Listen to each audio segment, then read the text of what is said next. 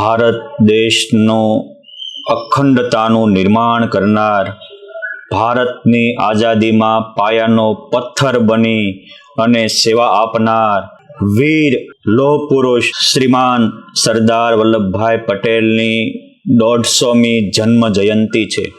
આજથી 150 વર્ષ પૂર્વે ઈસવીસન 1875 31 ઓક્ટોબરે આ વિરલ પુરુષનો જન્મ થયો. એમના જીવન સૂત્રો હતા કે નમાલા ઇતિહાસ વાંચે છે, મરદ ઇતિહાસ સર્જે છે.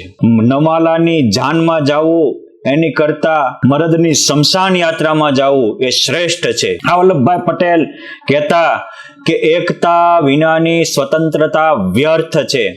કેમ જે દેશમાં એકતા ન હોય એ દેશમાં સ્વતંત્રતા કોઈ કામની પણ હોતી નથી.